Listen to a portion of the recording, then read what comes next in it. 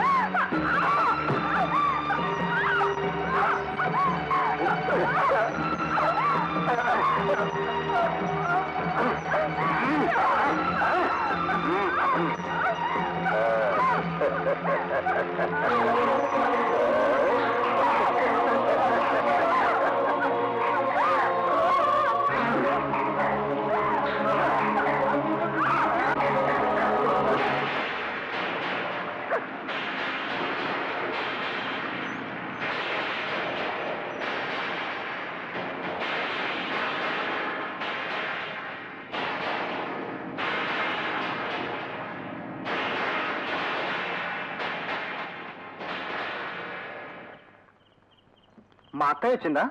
పాలు తీసుకుని మీ అక్క ఎప్పుడు వెళ్ళిపోయింది బాబు? వెళ్ళిపోయిందా?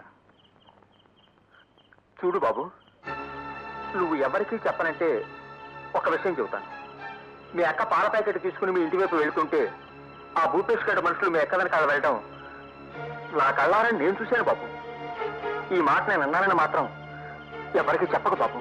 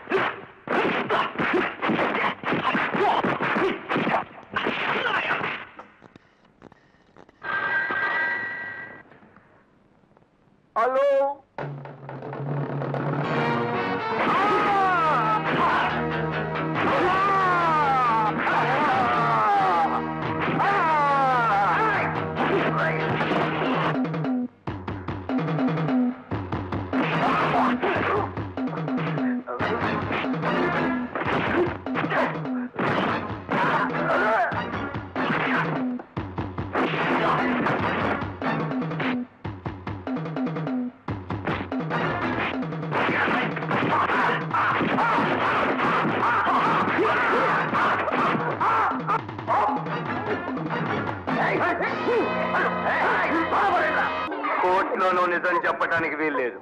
చెప్పావు? చెప్పండి బాబు. ఆ పిల్ల పాలకొచ్చినప్పుడు భూపేష్ పై నుంచి చూడలేదు. అవును బాబు. సాక్ష్యాధారాలు విన్న తర్వాత భారతి హత్యకి, అత్యాచారానికి భూపేష్కి ఎటువంటి సంబంధం లేదని న్యాయస్థానం నమ్మి అతన్ని విడుదల చేయడమైనది.